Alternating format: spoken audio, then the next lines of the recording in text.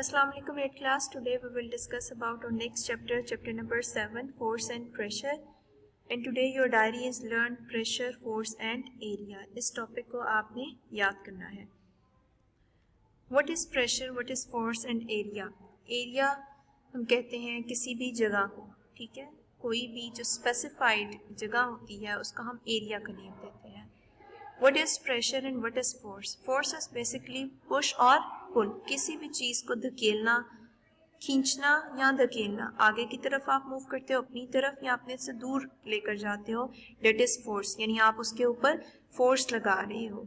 Force is basically push or pull. What is pressure? Pressure is basically the force that is acting on unit area of an object.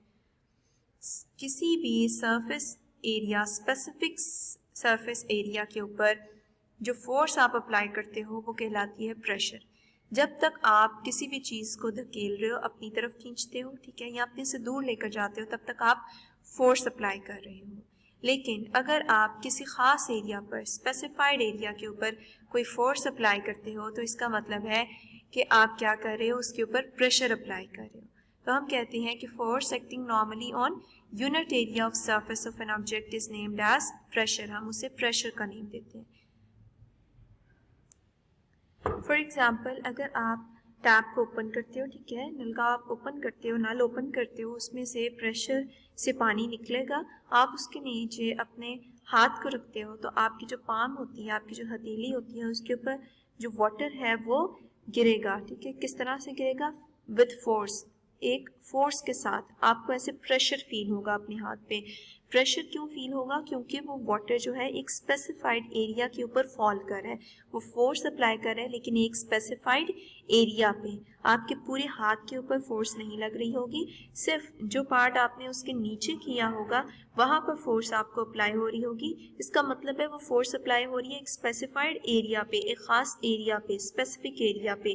तो इसका मतलब है कि वो force जो है जब स्पेसिफाइड एरिया पर अप्लाई हो रही है तो वो क्या कहलाएगी? प्रेशर कहलाएगी. So pressure is the force that is acting on unit area of an object. On unit area of an object यानी स्पेसिफाइड एरिया पर किसी भी ऑब्जेक्ट के जो फोर्स अप्लाई होती है that is named as pressure. तो आपने pressure is equal to force divided by area, या आपने याद रखना है. This is the formula. Pressure का क्या फार्मूला होता है? Pressure is basically force divided by area.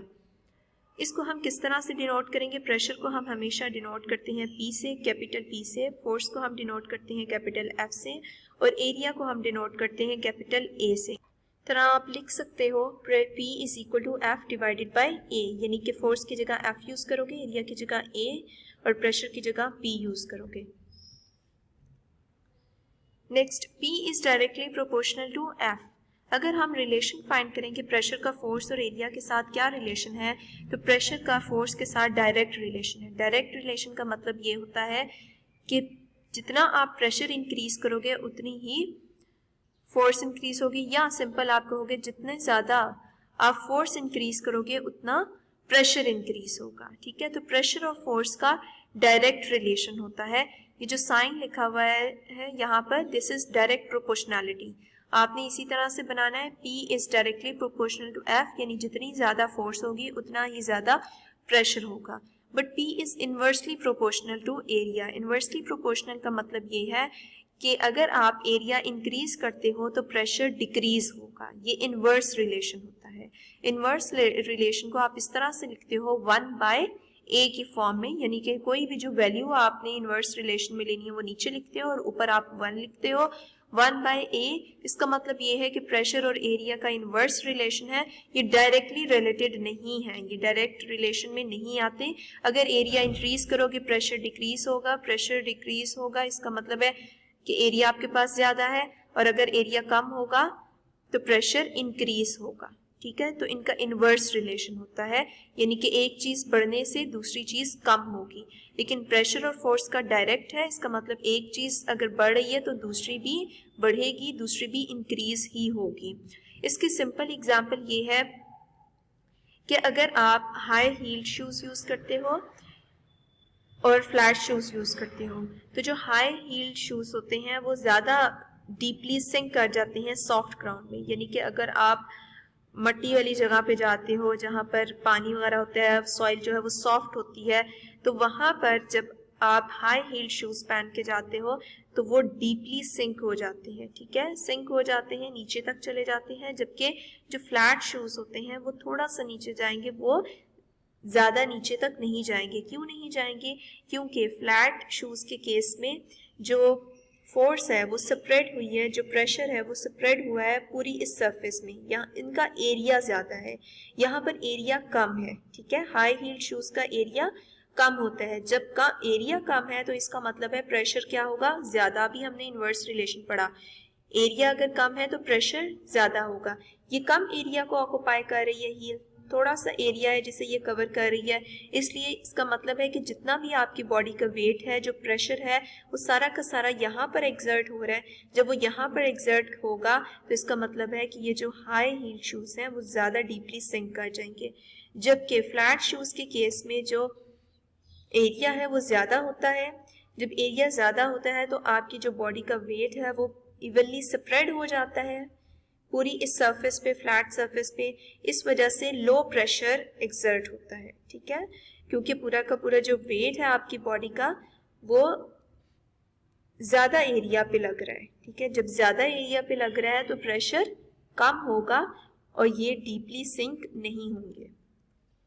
Now open your books, pressure, force and area, first page, chapter number 7 का pressure, force and area. When water flows out of a tap with greater speed, we say that water is flowing with high pressure, कि water high pressure से flow कर रहा है। If we put our hand palm under the tap water stream, we feel a force on our hand, तो हम अपने हाथ पे एक force, एक push feel करते हैं।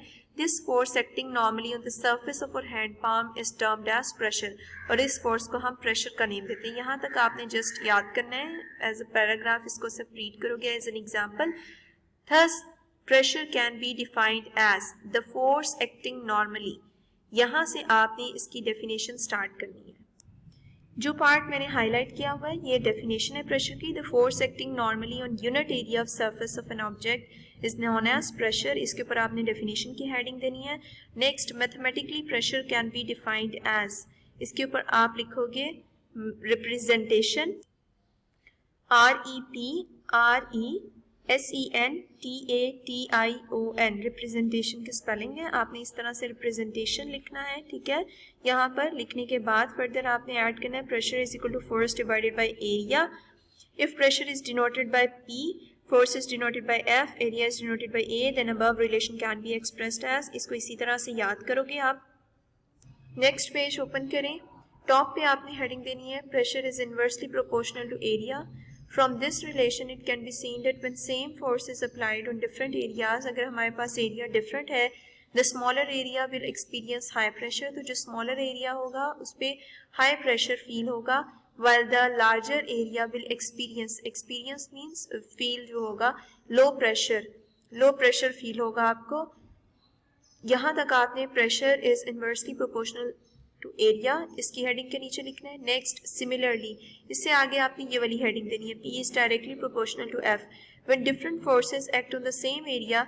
जब हम फोर्सेस को डिफरेंट कर देते हैं, यानी डिफरेंट फोर्सेस एक्ट करवाते हैं किस पे, एक ही एरिया पर, the larger force will exert high pressure, तो लार्ज फोर्स जो है वो लार्ज प्रेशर एक्सर्ट करेगी और small force small pressure exert करेगी, लो प्रेशर एक्सर्ट करेगी।